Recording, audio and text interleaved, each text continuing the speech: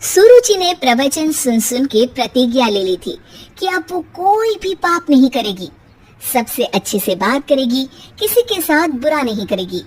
बहू, ये मच्छर तेरे गाल पे कब से बैठा है? अरे काट लिया तो गाल गुलाब की तरह लाल कर देगा। बैठे रहने दो माँ जी, उसे आराम करना होगा। उसने मेरे गाल को अपना घर समझ लिया है, तो मैं उसे बेघर क्यों करूं? अरे ज्ञान की बारिश बाद में करना, अपने गाल का मच्छर हटा ले। मलेरिया हो गया तो तुझे आराम करना पड़ेगा।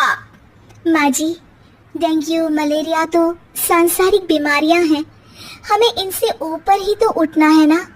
अरे बेटा, इनसे आदमी ऊपर ही उठ जाता है। क्या हुआ? काट लिया।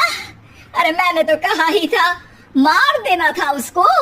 नहीं नहीं माँ जी, उसे भोजन करना था, मैंने उसे पोषण दिया है, मुझसे पुण्य का काम हुआ है। अरे उड़ रहा है टुनटुना के, ताली बजा के मार दे वरना फिर काट खाएगा। नहीं नहीं माँ जी, जीव हत्या करना पाप है। मैंने एक बार व्हाट्सएप पे एक उपदेश पढ़ा था, मच्छर आपको काटे ये उसका जुनून है, उसके बाद आप खो जाओ ये आपका सुकून है। लेकिन कभी मच्छर को मारना मत, क्योंकि उसकी रगों में आपका ही खून है। अरे तू और तेरा व्हाट्सएप का ज्ञान, भगवान बचाए।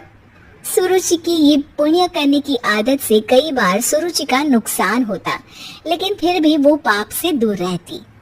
सुरुचि, मेरे सर में जुएं हो गई है, निकाल दोगी? कोई आपको अपने घर से निकाले, आपको अच्छा लगेगा क्या?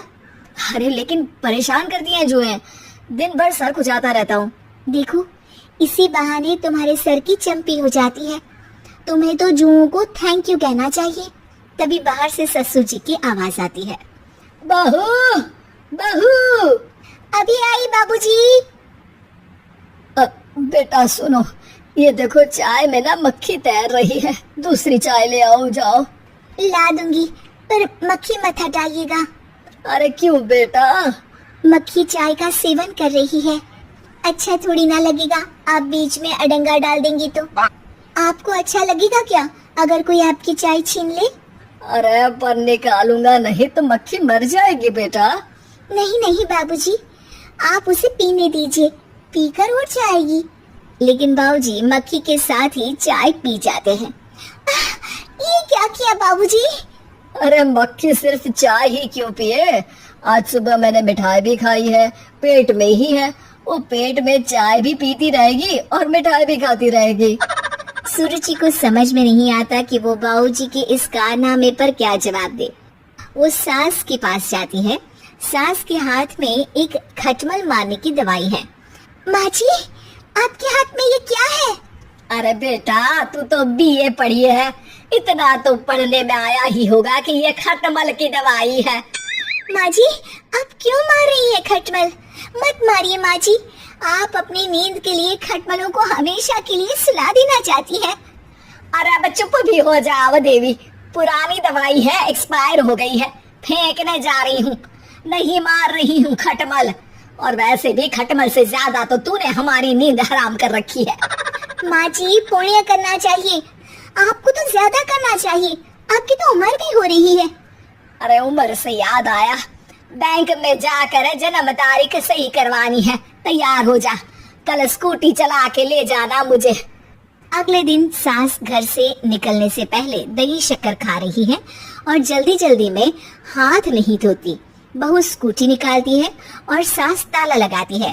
ताला लगाते वक्त शक्कर के दाने ताले पे रह जाते हैं और दोनों सास बहू हड़बड़ी में घर से बाहर निकल जाती हैं। अच्छा हुआ कि तेरी स्कूटी में सेल्फ स्टार्ट है, वरना तू तो बोलती कि मैं किक नहीं मारूंगी, किक मार दी तो पाप लगेगा।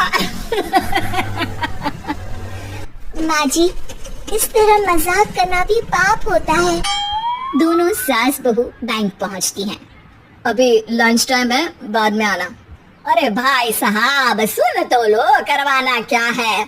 अरे जन्म तारीख बदलवानी है, कैसे बदलेगी? अब किसी और तारीख को पैदा हो जाओ। यही चुटकुला आप अपने मैनेजर को भी सुना पाओगे ना? वो भी हंस ले थोड़ा, अभी बुलाती हूँ। अरे अरे रुकिए रुकिए, ये फॉर्म भरिए और आधार कार्ड दीजिए। अरे राम रे, आधार कार्ड तो भूल ही गई, उसके बिना तो नहीं होगा। अरे बहू जा, घर से जल्दी से मेरा बटुआ उठा ला, उसमें मेरे सारे कार्ड रखे हैं। जा जा जल्दी लेकर आ, वरना बैंक बंद हो जाएगा और कल मुझे अपनी बहन के यहाँ भी तो जाना है ना। जी माँ जी, अभी गई और अभी आई। अरे रुक, चाबी तो लेकर जा घर की। बहू जल्दी से घर पहुंचती है, लेकिन घर पहुंचते ही देखती है कि ताले पे बहुत सारी चींटियां हैं, जो माँ के ताला लगाते वक्त हाथ से ताले पे शक्कर छूट जाने के कारण आ गई थी। चींटियां, हट जाओ, मुझे आधार कार्ड निकालना है। बहू चींटियों को हटाती नहीं है, उनसे मिन्नतें करने लगती है। सुनो, हट जाओगी तो और भी शक्कर के दाने खिलाऊंगी।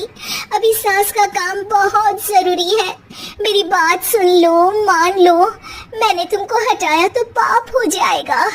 चींटियां कैसे सुरुचि की बातें सुनती है जब घर में ही उसकी कोई नहीं सुनता था। शाम हो जाती है पर चींटियां हटती नहीं है। तभी सास वहाँ ऑटो से आ जाती है।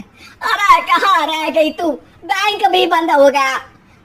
माँ जी, ताले पे चींटी।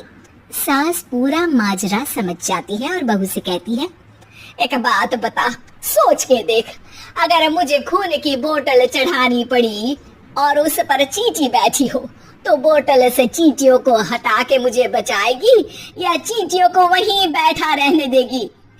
माँ जी, ऐसा होगा ही नहीं। अरे चींटियों को तो मीठा पसंद होता है, खून की बोतल पे तो मच्छर आएगा, क्योंकि खून तो मच्छर पीता है। सास सर पकड़कर बैठ जाती है और रोने लगती है। तभी ससुर जी और सुरुचि का पति भी वहां आ जाता है। अरे रो क्यों रही हो? रहने तो जी, तुमको बताया तो तुम भी रोने लगोगी अपनी किस्मत पर। अगले दिन सास अपनी बड़ी बहन के यहाँ चली जाती है। पति अपना काम कर रहा होता है और सुरुचि उसके पास जाकर कहती है, ये जुए खत्म करने की दवाई है, मैं मालिश कर देती हूँ। अरे लेकिन तुमको पाप नहीं लगेगा? अपनों की खुशी के लिए अगर छोटे मोटे पाप करने पड़े तो वो पाप अच्छे हैं जी।